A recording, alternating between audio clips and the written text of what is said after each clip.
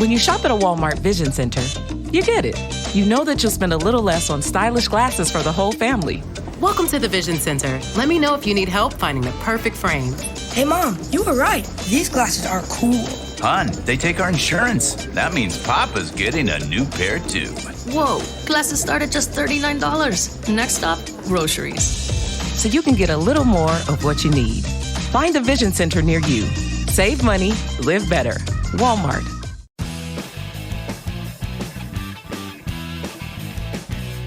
Hello and welcome to SEO 101 on WMR.FM, episode number 439.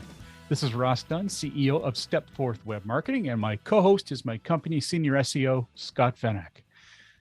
Well, it's been a bit of a break there, bud. A little bit, but not too bad. We're here now. Yes. Yeah. I was off speaking at a dental conference on SEO. And I got to say, it was a mistake to have intermediate SEO section at a dental conference.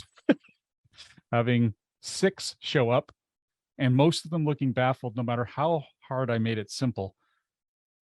Yeah. Just the wrong crowd. It is, but hey, live and learn. The problem is, well, I guess I'll be able to make use of it some other way, but that was a lot of work to create that presentation. So it's a bit bitter, but it's still a lot of fun. That was only one of them. I did a basic one, which had quite a bit of attendance. And it was neat to have a little press out there with our first dentist on there and such, which is the other business, by the way. I mean, listeners, my other part of our company, I guess we'd call it, to make it simple, that focuses only on dental marketing. Anywho, lots has been going on. We've had nothing but great weather around here. We don't talk about that much, but that's also the reason we're not working a lot, or at least getting the podcast done much, is we're trying to get outside. It's been unseasonable here, to put it mildly. Warmest ever. In fact, I think there was an article today saying Death Valley has had more rain than we had in 3 months. Wow. Well, we haven't had any, I don't think. No, where I am. Yeah, that helps. Yeah. Which is historical. It's absolutely insane. Anyways, all right. Well, let's jump right into this with some non-SEO news that I was chuckling when Scott posted this, but it really is important and a very excellent segue, which we'll get to in a sec. So, what have you got here, Scott?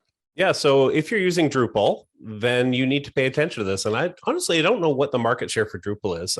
We don't have any clients that currently use it. We've had the odd one here or there, but it hasn't been a big part of our war chest, or, I don't know a lot about Drupal. But anyways, there are 2 critical high severity vulnerabilities. That's what Drupal is calling them. The first high severity critical vulnerability, that's a lot of words. They're getting the point across. Vulnerability in Twig, which is a third-party templating engine. And this vulnerability, I knew nothing about Twig, but there we go. This vulnerability allows an attacker to use the file system loader to access sensitive files. So these days, that sounds like pretty critical, actually. I think it deserves all 4 of those big words. The fix is relatively simple. If you're using Drupal 9.3, you should update to version 9.3.2.2. Okay. We're not going to go through all that. We're not? Oh, great. And if you're 9.4, update that one as well. Yeah. And then the other moderate vulnerability, less important, but you still want to do it. It allows it creates an access bypass vulnerability for publishers using the S3 file system module. So again, if you're using Drupal 7 point whatever, upgrade that as well to the patch that fixes this vulnerability. So get on that. If you're using Drupal, it's leaking like a sieve. Just fix, and move to WordPress. If you led off with that, I wouldn't have had to say all that stuff. Yeah, well, I didn't think you would. Anyways, yeah. And I thought that the good segue here is exactly what I was saying, that, these systems are unnecessarily complex. We've used Drupal before, we've used Joomla before, and other ones as well. And frankly, I see some business reasoning for using them, but WordPress has gotten so advanced and has a much more stable workforce, I find. And it's a little more simplistic to work with a lot of the complexity you need, though. Anyways, that's a quick pitch there. It's something we work with all the time, and we kind of despise working on these other systems. We do it, but we don't like it, and for good reason. I think a lot of them are just sort of falling out of date, and maybe have a smaller programming community to keep them running. Anyway, let's get right into SEO news here. Wow, have there been a lot of Google updates the last few months? Let's do a quick run through. You got some dates here, I noticed. Yeah, so we talked a bit about the helpful update, the helpful content update that happened last month, at the end of August into the beginning of September. That rolled out, and everybody was worried about it, and then not much happened. So really, the gist of that update is create helpful content for your visitors. I mean, it's not rocket science, really. If your content is focused on SEO and focused on bots, it's not going to do well. If it's focused on your end user, you're going to be okay. And that's probably why we didn't see a lot of disruption amongst our clients, because we don't have a lot of ridiculous spammy content. So if you do, you will have probably been hurt by that. There was also a core update that launched September 12th and ran through to the 26th. As with most core updates, we don't generally see a lot of disruption. I mean, you do sometimes, but again, it all comes back down to having it's kind of the same. It doesn't even matter. Have a quality website with well-written content, and you'll survive almost all of these updates. So that content rolled out. I didn't hear much about people getting annoyed with that update. We didn't see much disruption in our clients either. There's a little bit about it on, Search Engine Land and all those guys. And, not a lot of talk about it, which is always interesting. It's usually a good sign that it didn't disrupt things too much.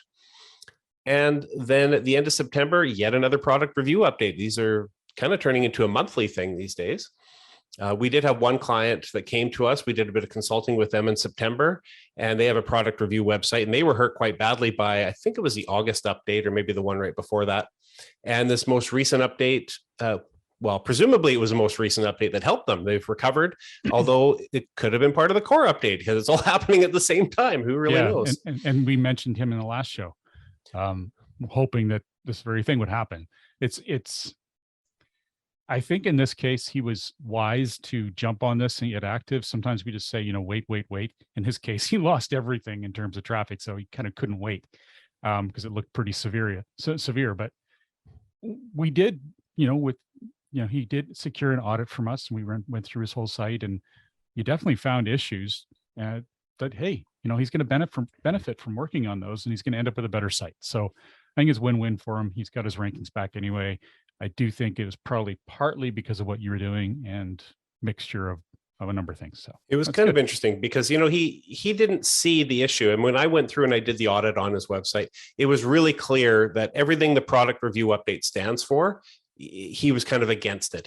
His reviews didn't read how they should these days. And it was really obvious just to look at, which actually surprisingly made it hard to write up the recommendations because it was weird. Anyway, so I sent it to him, and he immediately understood and he got it right away. And he probably would have figured it out on his own. Some people might have, but you don't, right? Sometimes you need that extra set of eyes to look at it and from an impartial view. Exactly. Yeah. And I think that's the case for any business owner. I personally have my own coach, and I don't hire a marketing company, but she has helped me with my own messaging. Even though I can help other clients with messaging, I can't seem to do my own. So, and actually I should note our new website is up. For those business owners out there who like to be behind the scenes, you may understand my reluctance, but it took years for me to agree to being kind of the face of the company. I guess that's always been the case, but in this case, it's now front and center on the homepage. To put it mildly. Anyway, we're hoping that resonates a bit better, and who knows? We'll see. But you will check it if you want to check it out. You can see some of our latest marketing techniques there. I think there's a little more SEO to be done, but at least it's better. Anyway, I got off track there. Let's jump right into the next bit here, which is I really enjoyed. It was a link building request/extortion posted to our our Facebook SEO 101 community by Cameron. This is wow. It's just all you can say is wow. It starts off, it's kind of like the most pathetic request for links ever. He says, my client needing backlinks urgently. Excellent English. So, sir, I requesting that you give me a do follow permanent backlink on your blog. When you are done, please sending me email to confirming. And he gives a link to the site. Oh, please also create a 5-star GM Google My Business and Trustpilot review too. I'm like, what the? And then the kicker came in. If I do not see a backlink in 1 week, I am creating 1 million toxic blog comment spam and redirecting to blah, blah, blah. Anyway, he's saying he's extorting him. Of course, I think it's an absolute farce. The fact that this supposed person put the link to their website that this guy wants to create, that he wants to backlink to, plus he gave his own business name. I have a, if this is a company, if this company that has this requested this backlink actually hired this supposedly Bangladesh company to build links for them, they're fools, absolute fools, because they're going to get destroyed if Google sees this. But it's also very possible that this is a negative SEO tactic. I mean, you think about it, if you send this threat to people, include the link that you want people to link to, well, that site that you're requesting links to is going to get some pretty bad negative press, and potentially could end up on the bad side of Google. I mean, I would hope that Google is going to look into this a little further and not be hasty, just in case, again, it is negative SEO. Someone's trying to hurt that website. But I don't know. I have no idea how that stuff is addressed. Either way, it sucks to see extortion like this. I'm certain there are people that fall for this. I've long since given up believing that people are all people are smart and reasonable. Unfortunately. Anyway, I thought it was a good share. So thank you, Cameron. And he does say best wishes at the end, so the guy can't be that bad. He's got to have a little polite. That's true. He's got a little grain of niceness in there somewhere, right? I just love how he extorts him and says, but if you do add the link, I'll give you a reciprocal link and we'll be friends and all that kind of stuff. Yeah, too. From a website that's likely going to get completely trashed. Funny stuff. All right. Google is testing a more like this snippet feature. And I saw this a while ago, or when I first saw it anyway, I thought it was ridiculous. As if we need anything busy, any more to do on a search result. It just looks busy, but why don't you fill us in? Yeah, so I haven't seen this firsthand yet, but I think it was Barry that posted about this on Search Engine Roundtable. For some search snippets, to the right, you'll see a little star icon. And I've got a cough I'm working on. I'm going to try not to cough. And if you click on that star, a little pop-up shows up down below it, it's called the more like this box, with snippets containing links to other websites. Other similar websites. So the example they give was, I probably searched for vertical blinds by the looks of it.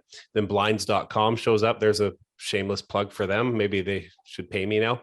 And then in the more like this box, there's a bunch of links to Pinterest and Bob Vila and who knows what else. So, do we need this? I mean, wouldn't the more like this just naturally be numbers 2, 3, and 4 in the SERPs? Like realistically, they should be.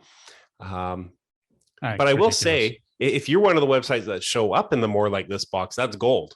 If you're the website that triggers it, well, that sucks for you because it's just drawing eyes away. So, I guess depending on where you stand, this is really cool and really terrible all at the same time. Yeah, and I strongly suspect it won't hold. I bet it's just a test and it's going to evaporate. I just don't see people. I mean, they might go, "What the hell is this?" and hover over it and see it. But I don't suspect it'll hold. But obviously, I've been wrong many times before over the last 400 some odd episodes here. But just the same, it doesn't seem like something that would stick. Yeah, who could have guessed mobile was going to be a thing? Anyways, who did guess desktops are still around? I'm still using one. I'm sitting at it right now. Yeah, well, you know that what was it called? It's still out there. The Dex. You remember Dex? Yeah, vaguely. Yeah, yeah. Yeah, it was a little. They still They sell know. it, but essentially it's a dock for your phone. You click it in, and the phone would then take over the whole computer, and you'd be able to run everything using the computer on your phone. But it's strong and it's powerful enough, you'd think. Anyway, some people swear by it. I think that is the future, though, for sure. Slight tangent there, but it's pretty interesting. All right, so the Google Search Console is missing data. Not again. Shocker. We just need to put this in as a standing note. There's a bug in Search Console. Ignore it. It'll be fixed by tomorrow. It's constant. The only reason I mentioned this one is it's actually from September 21st, but it's been showing up in the headlines today. So I think Google just came forward with this information and tagged it in the performance reports. So you might start to see it. Long story short, September 21st is missing data, and Google is looking to backfill that data. So if you see a blip in that day, don't panic. It's just another bug that we talk about all the time, and it should be fixed by now or soon. Google engineers are like, fine, stop your whining. Yes, it was us. Of course they could have just told everyone. At this point, do we just say Google Search Console reports are accurate? Maybe that's the news. Yeah, how much reliance should we be putting? How much should we trust these reports if there's a bug every month? I don't know. Take it with a grain of salt as everything else. Don't panic unless you see a trend. Yeah. And I would say that's why a lot of agencies like us, we use multiple sources so that we can see the correlation and sort of tune out the noise. Anyway, let's take a quick break. When we get back, we're going to talk about some local SEO. SEO 101 will be back right after recess. When you shop at a Walmart Vision Center, you get it. You know that you'll spend a little less on stylish glasses for the whole family. Welcome to the Vision Center. Let me know if you need help finding the perfect frames. Hey, Mom, you were right. These glasses are cool. Hon, they take our insurance. That means Papa's getting a new pair too. Whoa, glasses start at just $39. Next stop, groceries. So you can get a little more of what you need. Find a Vision Center near you. Save money, live better. Walmart. Welcome back to SEO 101 on WMR.fm, hosted by myself, Ross Dunn, CEO of Stepforth Web Marketing, and my company senior SEO, Scott Van Ack. So a little local SEO. It's been a while since we've discussed this much. It's been a section that's just been overwhelmed by Google updates, I think. Well, so to start with, there has been, I'll go with the one I posted here. Google business profiles suspensions are spiking as the last 3 weeks.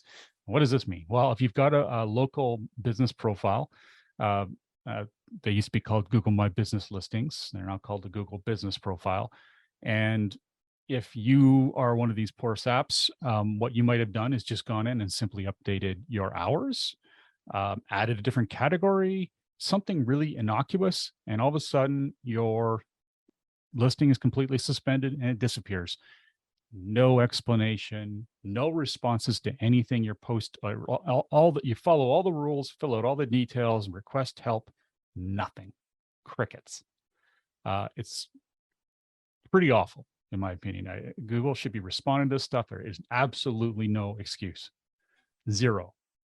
Whether it's, hi, you screwed up, this is why, F off. If a person does something really dumb, fine. They're spamming. But a lot of these people insist they're not.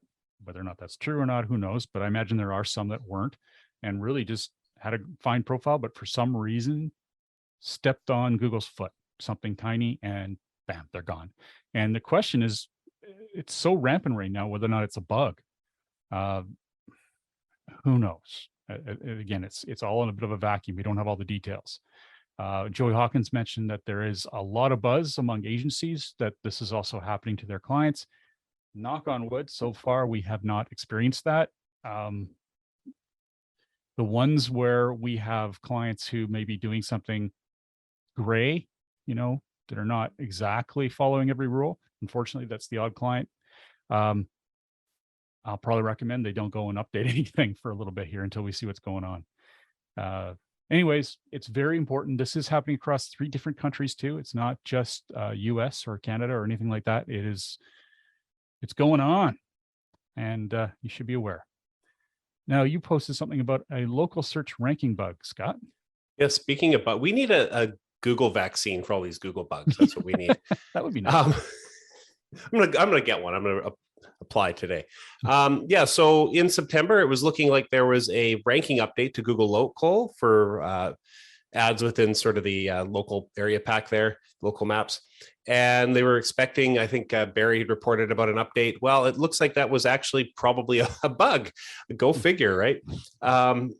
All service, well, maybe not all, sorry, but service area businesses were starting to drop out of Google Maps, and organic results were not affected. So that's good. People are starting to think it was an update. They're freaking out a little bit. But as of the end of September, these rankings have started to come back. So, if you were one of these service area businesses that saw your map listing tank in September, if it is not returned by now, you might have something else going on. If you saw it drop and come back, it's probably part of that bug. And I'm pretty sure it's unrelated to the one Ross just talked about with the suspensions, but maybe it's all just one crazy bug all tied to the core update or something. Who knows? But one annoying cricket got in there. One annoying cricket? Yeah, why not? It's always a cockroach. I figured it had to be a cricket this time. Yeah, there's supposed to be clean rooms, but there must be a crack in the wall somewhere. Yeah, exactly. All right, let's jump into some Mueller files here. All right. Wow. These are always kind of fun to mention, but they are very short because, frankly, it's a lot of common questions. The first one is, what do you do with old event pages? This is probably the most interesting one, honestly. If you have an event page on your website and that event is now finished and you don't plan on repeating it, it's done, delete it, redirect it somewhere else that's suitable. That's John's recommendation. If it is recurring, though, keep it under the same URL and update it each time. So you would, let's say you're having a Jamboree. Well, it's done. Then you'd post, okay, so next year, Jamboree's happening in 2023 in the month of this, day to be announced. And then you could have a news, what do you call it? A mailing list you could sign up for to be notified. That's simple. Always keep it on the same URL. That way that URL is builds authority over time and makes it simple for people to bookmark. Nice and clean. Do people still say Jamboree? You know what? I don't know. Okay. Probably. That's my takeaway from all that. That's my key takeaway. Yeah. Totally reminds me of that this ride in Disneyland. I don't know why. Anyways. Okay. The mind. He recommends also, in terms of changing URLs for SEO reasons, don't do it. He says, if you change URLs, you're shooting yourself in the foot for a while for no visible gain.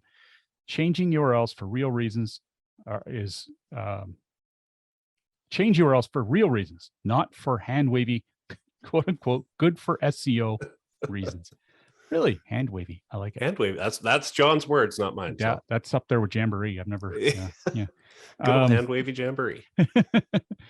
Some notes about the URL changes. Obviously, don't change them without a very good reason. They will have a short-term negative impact on rankings, sometimes long-term. And redirects are critical when you change URLs. Now, that's a no-brainer. We've said this multiple times, many times over the years. If you ever update or launch a new website, redirects are everything, because that new website's likely to have completely new addresses for every single page. Well, if Google knew that old site and has perhaps you've got rankings for those old URLs, well, they better be pointing to the new place, their new home. Otherwise, it's going to just vaporize and you're going to have to start from scratch for a lot of your rankings. Unfortunately, we see this more often than we'd expect. And we get the fun job of having to restore those rankings as soon as possible. And it's a sad state. This whole URL changing thing has a place in my heart, because I can't count how many times I've had clients change URLs on me. And then, I get my SEO notices, or I'm doing reporting or whatever, and I suddenly see things have tanked. Like, what is going on? I look, the pages are gone and they're not redirected, and it's just chaos. And then the clients, not always, sometimes are really understanding, and they're like, they know that they goofed, and sometimes they get angry about it. And, not my fault, but and depending on the scope of the contract, you don't always see this stuff right away. I mean, if it's a big client that we're working on all the time, I might see it maybe even that day. But if it's a smaller contract, like we have a few contracts that are just quarterly, people just want us to dip in every now and then. And in that case, it could be months before you notice that there's a problem. And by then, redirects are only going to do so much, and it's going to be a long-term problem. So don't change your URL unless you have a really good reason. And if you think you have a really good reason, ask your SEO first to make sure it is actually a good reason, because it might not be. So, yeah. And I'd like to add that quarterly SEO is not a good idea. I agree. Said that so many times to these existing clients we have that have it, but that's just all they want. But, I don't want them to go without anything. So we're there to help. But, oh my gosh, not a good idea. Like, there's just too many things that can go wrong or right that they don't take advantage of through that time period where we're not working or even looking at it. Bad news. All right. Google, there is no percentage to measure duplicate content. Yeah, this is something that's come up over the years. Someone said, is there a percentage that represents duplicate content? For example, should we be trying to make sure pages are at least 72.6% unique than other pages on our site? Does Google even measure it? In fact, the person who asked is Bill Hertzer. John Mueller says there is no number. Also, how would you measure it anyway? Is there a number? I mean, if there is a number, it's probably, it depends number. It's always, it depends. Yeah. I mean, I get this question quite a bit, which is why I included it. Clients ask me how much originality needs to be on these pages. And if you were looking at the page and you're not sure, then you need more. You have to look at the page and know, like, is there a reason for this page to exist? And if there is, then you probably have enough original content on it. If it's content that's duplicated everywhere, like, why do you have it? Is it for SEO purposes? Because if it is, it's not working anymore. It worked 15 years ago, but it's not working today. Mm-hmm. So there's no hard, fast number of how much text or how much would have to be unique. It's, does that text serve a valuable purpose supporting whatever that page is in existence for? So. Yeah, if you're worrying about it, it's probably because you designed it for an SEO perspective versus a person. Not all the time, but often. And especially when you're talking about location-based landing pages. Perhaps you want to be found in this city or this borough or whatever. So you've created a page that's focused on that. And then another one for the different one, another one for well, oftentimes they use the same text, but just update a word or two. That just doesn't work. I mean, it might get through it. Don't get me wrong. I have to admit there are ones I've seen who do work, but it shouldn't. So I would say don't keep that up if you can avoid it. It's better to have completely unique content on each one. It's really not that hard to do, and it'll be well worth your time. All right, why don't you take this question we got from Errol? Yeah, so Errol left a comment, and I'm not going to post this question here, but the gist of it was he had noticed in Google Search Console currently not indexed, and he wondered, what does that even really mean? So I thought I'd kind of quickly go over the main reasons why you'll see in the performance report there, or in the pages index versus not indexed, and what these reasons mean. Some of them are pretty obvious, some maybe not so much. So one of them is discovered and not indexed. So quite simply, those are pages Google has seen the URL for, but has not actually crawled the page. They may have stopped crawling your site due to crawl budget reasons or who knows, but they know about your page. They will come back and look at it. There's nothing you need to do, although if you really want to expedite it, you might want to work on some inbound links to that page, or maybe link to it for more from other pages within your site to help emphasize its importance. Otherwise, you're good. Just wait. Another reason they give is alternate canonical. Again, it kind of makes sense. If you have a canonical tag on a page that points to another page as the main, Google doesn't want to index it. So as long as your use of the canonical tag is correct, chances are your page will be listed as not indexed for that reason. And rightfully so. It shouldn't be if it's essentially a duplicate. Another good reason they shows up is page with redirect. Again, if you're redirecting a URL, no reason for it to be indexed. It doesn't technically exist. So that is pretty self-explanatory.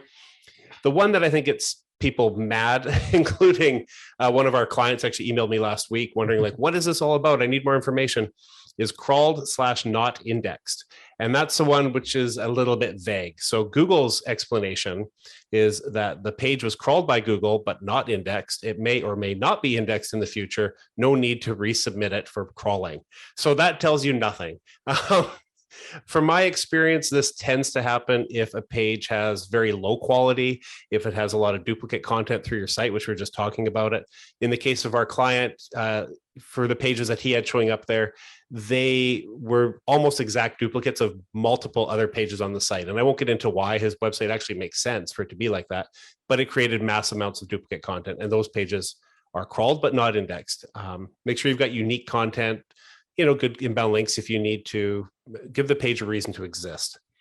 And then the other reason you might see a page not indexed is excluded/no index, which is you have told Google somewhere to not index the page. So if you want that page indexed and Google has it listed here, something is happening on your website to tell Google not to do it. So take a look at your meta robots, take a look at your robots.txt. If it's still open, you might have something else going on, like in your HT access or a server setting, which is unlikely if it's accidental, but that's where you look for that. So hopefully that clears things up a little bit. If anyone out there had a bit of confusion there, if not, drop a follow-up question on our Facebook group.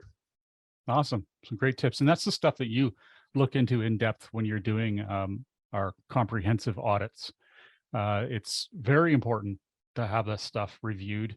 Oftentimes we find portions of sites have been blocked or are orphaned. In other words, there's just no simple or easy way for Google to find the content. And you can find that and fix it. And rankings can explode from simple changes like that.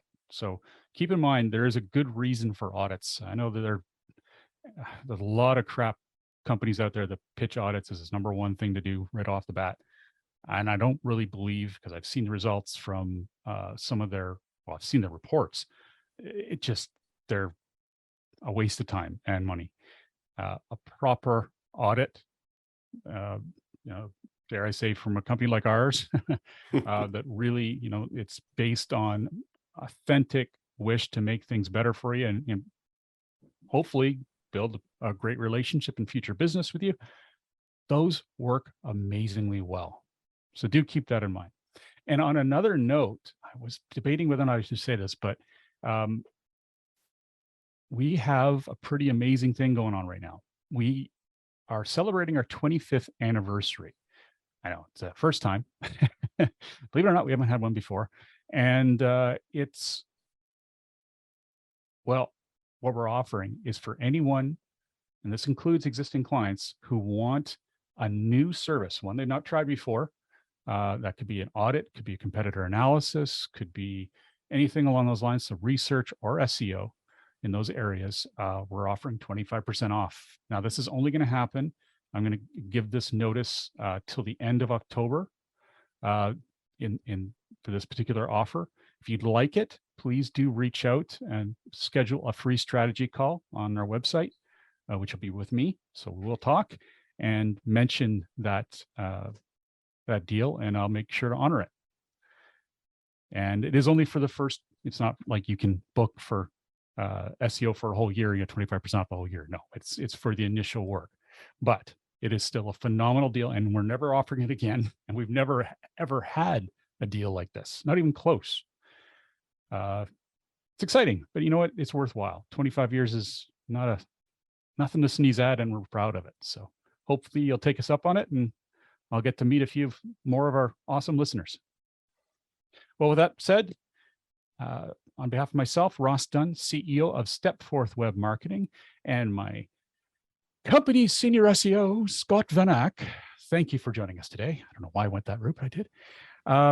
Remember, we have a show notes newsletter you can sign up for at SEO101radio.com, where you don't have to miss a single link, and you can refresh your memory of a past show at any time. Have a great week, and remember to tune into future episodes, which air twice a month on WMR.fm. Great. Thanks for listening, everybody. And if you're one of our Canadian listeners, happy Thanksgiving as well.